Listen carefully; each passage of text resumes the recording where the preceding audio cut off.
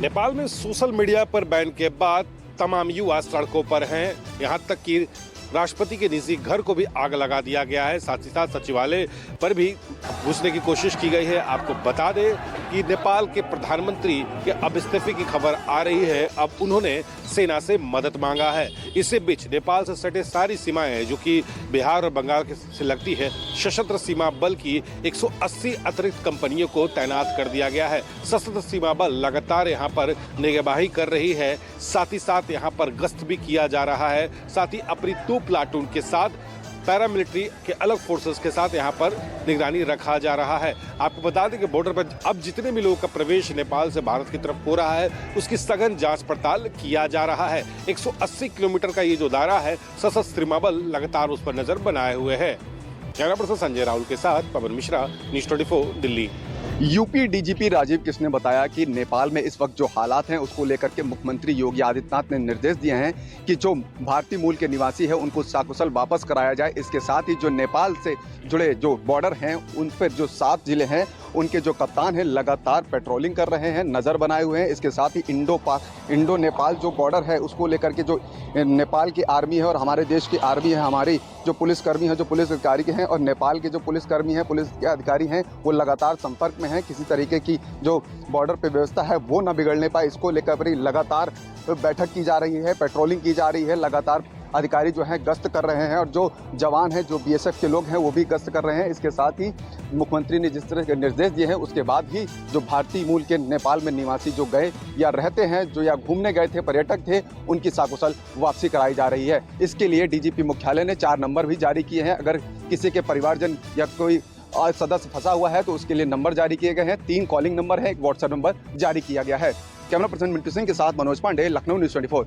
पटना की सड़कों पर आज एक बार फिर सप्लीमेंट्री रिजल्ट की मांग को लेकर बीपीएससी अभ्यर्थी सड़कों पर उतरे हुए हैं। ये अभ्यर्थी टीआरई 3 और टीआरई 2 में हुए सप्लीमेंट्री रिजल्ट की मांग कर रहे हैं और देखिए हाथों में जंजीर लेके ये अभ्यर्थी अब सड़कों पे उतरे हैं और आर या पार की लड़ाई का ऐलान कर रहे हैं। इनका साफ तौर पे कहना है कि यदि उनकी मांगें नहीं मानी गई तो आज आर या पार की लड़ाई करेंगे। ये अभ्यर्थी पटना कॉलेज से निकले और यहाँ से देखिए कि तमाम जो अभ्यर्थी हाथों में जंजीर लगाकर ये अपना प्रदर्शन कर रहे हैं। दरअसल बिहार में लगा टीआरई 3 के सप्लीमेंट्री रिजल्ट की मांग लंबे अरसे से हो रही है, लेकिन अभी तक सरकार ने इसको लेकर कोई ठोस कार्रवाई नहीं की है और अब तो टीआरई 4 और टीआरई 5 की व्यवस्था हो गई है। ऐसे में अभ्यर्थी का साफ तौर पर कहना है कि जब तक सप्लीमेंट्री रिजल्ट नहीं होता है, टीआरई 4 और टीआरई 5 का रिजल्ट एक परीक्षा होने का कोई मतलब नहीं है। कैमरामैन सनी के साथ अमिताभ ओझा, पटना न्यूज़ 24। नेता प्रतिपक्ष राहुल गांधी आज अपने संसदीय क्षेत्र रायबरेली पहुंचे। अपने दौरे के पहले ही दिन उन्हें भारतीय जनता पार्टी के भारी विरोध का सामना करना पड़ा। राहुल गांधी आज से अपने संसदीय क्षेत्र रायबरेली के 2 दिन के दौरे पर हैं। आज सुबह जैसे ही वो रायबरेली पहुंचे, सड़क पर मौजूद भारतीय जनता पार्टी के कार्यकर्ताओं ने उनका काफिला रोक लिया। उत्तर प्रदेश सरकार के मंत्री दिनेश प्रताप सिंह कार्यकर्ताओं के साथ धरने पर बैठ गए। उनका आरोप है कि बिहार में वोट अधिकार यात्रा के दौरान इंडिया गठबंधन के मंच से प्रधानमंत्री नरेंद्र मोदी की मां के अपमान पर राहुल गांधी ने एक बार भी खेद व्यक्त नहीं किया। भारी मशक्कत के बाद राहुल गांधी के काफिले को वहां से निकाला गया। इसके बाद राहुल गांधी सबसे पहले बूथ अध्यक्षों के सम्मेलन में शामिल हुए और फिर प्रजापति समाज के सम्मेलन में भी भाग लिया। इस दौरान राहुल गांधी ने अलग अलग दूसरे कार्यक्रमों में भी शिरकत की। रायबरेली के विकास कार्यों पर होने वाली दिशा कमेटी की बैठक कल होनी है, लिहाजा राहुल गांधी आज रायबरेली में ही रुकेंगे और कल दिशा कमेटी की बैठक में भाग लेने के बाद दिल्ली रवाना होंगे। कैमरा पर्सन धर्मेंद्र कुमार साहू के साथ मानस श्रीवास्तव, रायबरेली, न्यूज़ 24। नई मतदाता सूची बनाने के लिए SIR यानी कि स्पेशल इंटेंसिव रिवीजन जो बिहार में हुआ है, अब वो अभियान पूरे देश में एक साथ कराने के लिए केंद्रीय चुनाव आयोग ने आज नई दिल्ली में पूरे देश के सभी राज्यों से आए मुख्य चुनाव अधिकारियों के साथ एक अहम बैठक की है और इस बैठक में समीक्षा की गई है कि किन के राज्य में कितनी तैयारी है। इसको लेकर के जो जानकारी मिली है सूत्रों के मुताबिक कि बिहार चुनाव के पहले पूरे देश में एक साथ SIR कराया जाएगा, इसके लिए तैयारी शुरू कर दी गई है। एसआईआर का मतलब स्पेशल इंटेंसिव रिवीजन, यानी कि चुनाव के पहले, चाहे वो विधानसभा हो या लोकसभा हो, चुनाव के पहले एक नई मतदाता सूची, वैध मतदाता सूची बनाई जाएगी और इस अभियान में बहुत से नाम जो है डबल हैं वो काट दिए जाएंगे, जो मृत हैं उनको भी काट दिया जाएगा और एक वैध मतदाता सूची तैयार की जाती है, जिसको कि स्पेशल इंटेंसिव रिवीजन के जरिए तैयार किया जाता है। एक विशेष अभियान होता है जो जिस तरीके का बिहार में अभी हुआ है, अब पूरे देश में कराने के लिए एक महत्वपूर्ण बैठक हुई है आज नई दिल्ली में और ये उम्मीद जताई जा रही है, जानकारी मिल रही है कि बिहार चुनाव के पहले इसको पूरे देश में एक साथ करा लिया जाएगा। कैमरामैन रफीक के साथ प्रशांत देव, न्यूज़ 24 दिल्ली। उपराष्ट्रपति चुनाव के परिणाम कल देर रात घोषित कर दिए गए, लेकिन अब चर्चा है कि आखिर क्रॉस वोटिंग किसने की, किन पार्टियों ने की, किन सांसदों ने की, जिससे कि एनडीए के जो उम्मीदवार हैं उनको जो तय वोट थे उससे 14 वोट ज़्यादा मिल गए। कुल मिलाकर अगर देखा जाए संख्या के आधार पे तो टोटल 24 वोट क्रॉस वोट हुए, क्योंकि एनडीए का 10 वोट अमान्य घोषित हुआ। ऐसे में उसे 24 वोट एक्स्ट्रा मिले हैं, जो कि एक तरह से कहा जाए कि क्रॉस वोट है, दूसरी पार्टियों की तरफ से मिले हैं। तो बीजेपी का आकलन ये था कि 460 से 470 वोट उनको मिलेंगे, जो कि उनकी जो संख्या थी 338 उससे बहुत ज़्यादा थी, लेकिन वो पूरे के पूरे नहीं हो पाए हैं। ऐसे में 452 वोट एनडीए को मिला है, लेकिन ये कभी साफ नहीं हो पाएगा कि किस सांसद ने, विपक्ष के या सत्ता पक्ष के सांसद ने क्रॉस वोटिंग की है। ये सामने बैलेट पेपर अगर रखा जाए तो भी आपको पता नहीं चल पाएगा। ये वोट इस तरह से गुप्त होता है, इसलिए इसे गुप्त मतदान कहा जाता है।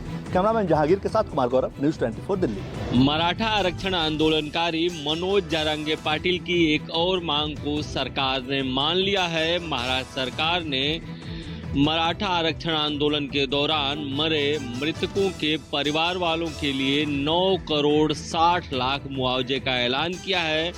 आंदोलनकारियों के लंबे समय से ये मांग रही है कि जो लोग भी मराठा आरक्षण आंदोलन के दौरान मरे हैं उनके परिवार वालों को मुआवजा दिया जाए। आंदोलनकारियों के मुताबिक इस आंदोलन के दौरान अब तक 254 लोगों की मौत हो गई है। दरअसल सरकार बैकफुट पर इसलिए है क्योंकि मराठा आरक्षण आंदोलनकारी मुंबई में आ गए थे और मुंबई में वो कई दिनों तक हंगामा करते रहे। इसके बाद सरकार ने उनकी जो आरक्षण की मांग है वो मान ली। इतना ही नहीं, सरकार ने जीआर भी निकाला जिसको लेकर ओबीसी नाराज है। ओबीसी नेता बार बार ये धमकी दे रहे हैं कि सरकार मराठा आरक्षण आंदोलन के दौरान जो जीआर दी थी उसको वापस ले। अब सरकार मुश्किल में है कि महाराष्ट्र में मराठा बनाम ओबीसी की राजनीति तेज हो चुकी है, इसलिए सरकार को अब दोनों को मनाना होगा। इस बीच सरकार ने मराठा समाज के लिए एक फिर से बड़ा निर्णय लिया है। विनोद के साथ इंद्रजीत सिंह, न्यूज़ 24 मुंबई। महाराष्ट्र विधान भवन के दोनों सदनों में नेता प्रतिपक्ष के पद को लेकर कांग्रेस पार्टी के शिष्टमंडल ने महाराष्ट्र के मुख्यमंत्री देवेंद्र फडणवीस और विधानसभा के अध्यक्ष राहुल नार्वेकर से मुलाकात की है और मांग की है कि इस पद पर नियुक्ति जल्द से जल्द की जाए। गौरतलब है कि पिछले 10 महीने से महाराष्ट्र विधानसभा में नेता विपक्ष का पद खाली है। इस पर अभी तक महाराष्ट्र के मुख्यमंत्री देवेंद्र फडणवीस और विधानसभा के अध्यक्ष राहुल नार्वेकर फैसला नहीं ले पाए हैं। अगस्त के अंत में महाराष्ट्र विधान परिषद के नेता विपक्ष रहे अंबादास दानवे का कार्यकाल पूरा हो चुका है, जिसकी वजह से विधान परिषद में भी नेता विपक्ष का पद जो है खाली हो चुका है। यह पद अब तक जो है उद्धव गुट के पास था, लेकिन अब संख्या बल के आधार पर कांग्रेस पार्टी ने इस पर दावेदारी की है। कैमरामैन अनंतो बर्मन के साथ राहुल पांडे, न्यूज़ 24 मुंबई। महाराष्ट्र में जल्दी महानगर पालिका के चुनाव होने वाले हैं। इसी बीच एकनाथ शिंदे की शिवसेना और भारतीय जनता पार्टी के नेताओं के बीच तीखी बयानबाजी देखने को मिल रही है। फडणवीस सरकार में कैबिनेट मंत्री गणेश नाइक ने ठाणे शहर में जाकर एकनाथ शिंदे के खिलाफ एक बड़ा बयान दिया है। गणेश नाइक ने कहा कि नवी मुंबई के अंदर मैंने पार्टी को सत्ता दिलवाई है, ठाणे में भी भारतीय जनता पार्टी को मैं सत्ता दिलवा सकता हूँ, लेकिन रावण के अहंकार का दहन होना जरूरी है। सीधे सीधे गणेश नाइक ने उप मुख्यमंत्री एकनाथ शिंदे पर यह हमला किया है। इतना ही नहीं, यहाँ पर गणेश नाइक ने कहा कि अगर गठबंधन होता है तो वरिष्ठ नेता इस पर फैसला लेंगे। अगर गठबंधन होता भी है और भारतीय जनता पार्टी के कार्यकर्ताओं को सम्मान नहीं मिला तो सबसे पहले गठबंधन का विरोध करेगा गणेश नाइक। दरअसल ठाणे और नवी मुंबई में एकनाथ शिंदे और गणेश नाइक के बीच में एक जंग देखने को मिल रही है। जैसे जैसे चुनाव नजदीक आएगा तो ये जंग और बड़ी होती हुई नजर आएगी। कैमरामैन दिलीप अवेरे के साथ विनोद जगदाले, न्यूज़ 24 मुंबई। चुनाव चाहे लोकसभा का हो या फिर विधानसभा का, निर्णायक भूमिका में हमेशा महिलाएं ही होती है और इस बार भी यह तय माना जा रहा है कि 2025 के विधानसभा चुनाव में निर्णायक भूमिका में राज्य की महिलाएं ही होगी। अब बिहार की महिलाओं के सामने 3 विकल्प है। पहला, एनडीए सरकार का 10,000 रुपया रोजगार के लिए, और रोजगार आगे बढ़ेगा तो 2 लाख रुपए की सहायता राशि भी मिलेगी। और दूसरा विकल्प महागठबंधन के तरफ से है कि अगर महागठबंधन की सरकार बनी तो बिहार की महिलाओं को 2,500 रुपया पर मंथ दिया जाएगा। तीसरा विकल्प जनसुराज पार्टी के तरफ से है, यानी प्रशांत किशोर के तरफ से, कि अगर जनसुराज की सरकार बिहार में बनी तो जनसुराज सरकार के तरफ से बिहार की महिलाओं को 2,000 रुपया पर मंथ दिया जाएगा। निश्चित तौर पर विकल्प महिलाओं के सामने 3 है। अब देखना दिलचस्प होगा कि महिलाएं किस विकल्प के साथ जाती है। यह निश्चित है कि महिलाएं जिस विकल्प के साथ जाएगी सरकार उसी की बनेगी। कैमरामैन ऋषि के साथ सौरभ कुमार, पटना, न्यूज़ 24।